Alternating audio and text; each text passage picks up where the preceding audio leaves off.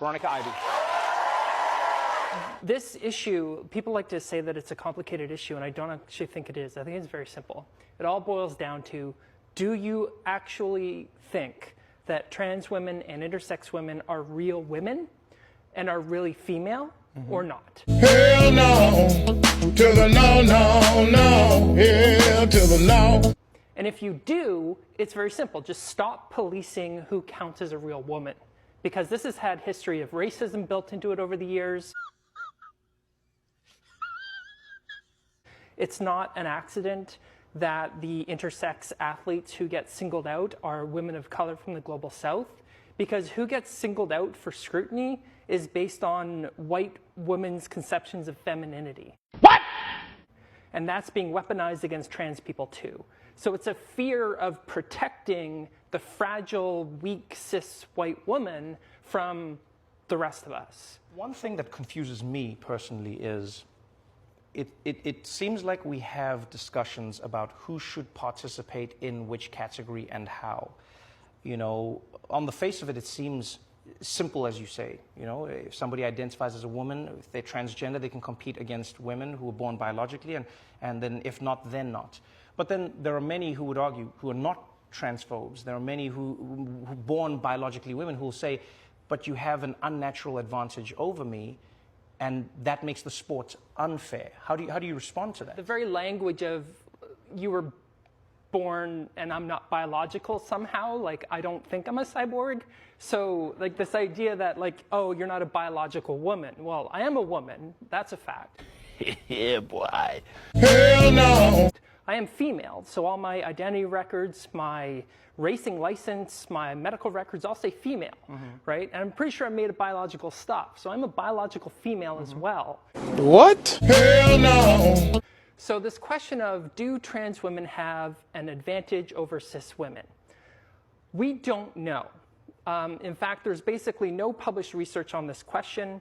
However, there's good reason to think that there isn't, but I think it's irrelevant because we allow all kinds of competitive advantages within women's sport. So one example I love to talk about is the 2016 Rio Olympic women's high jump final. So walk into a video store, you see 8-minute abs sitting there. There's 7-minute abs right beside it. Which one are you going to pick, man? Than anything that could be attributed to trans women. Bingo, so man, bingo. There's an advantage, 7-minute and I'm not abs. And saying we that there guarantee is just for to do a trans women workout is Boring.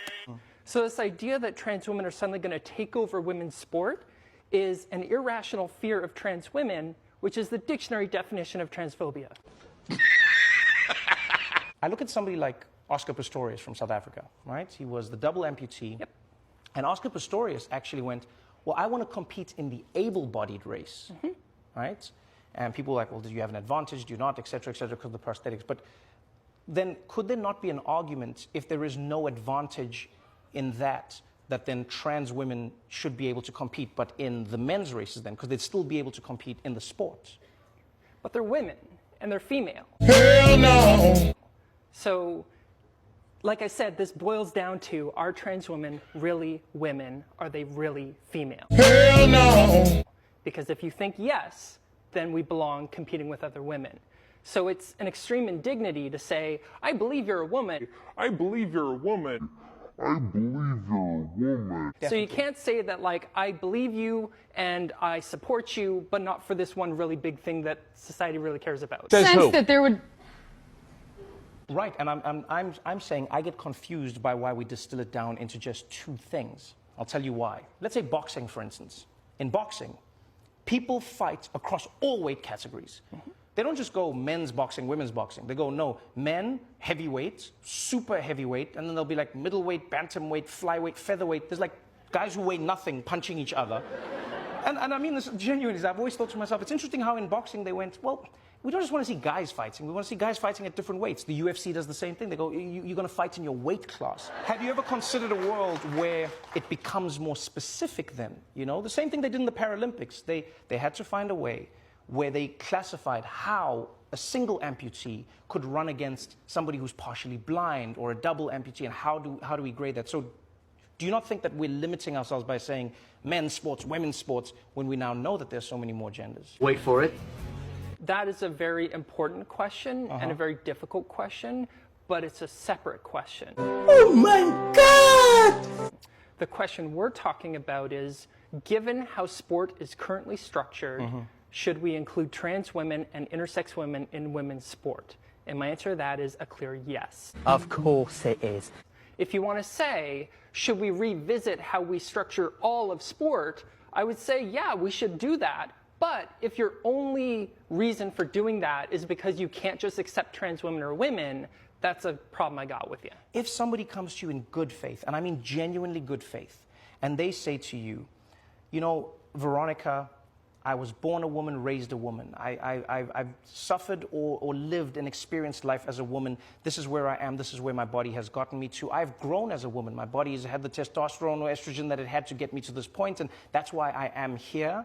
And I feel like you may or may not have the advantage, but we don't know yet. So why can't we wait to know these things before you compete against me? How would you respond to that? Because that's not how human rights work. Sense that there would... So the way human rights work is that the default is inclusion and the burden of proof is on the people seeking to exclude, not the people seeking to include. Is this all real? Or is it just happening inside my head? Of course it's happening inside your head, Harry. Why should that mean that it's not real? That it's not real? That it's not real? That it's not real? That it's not real?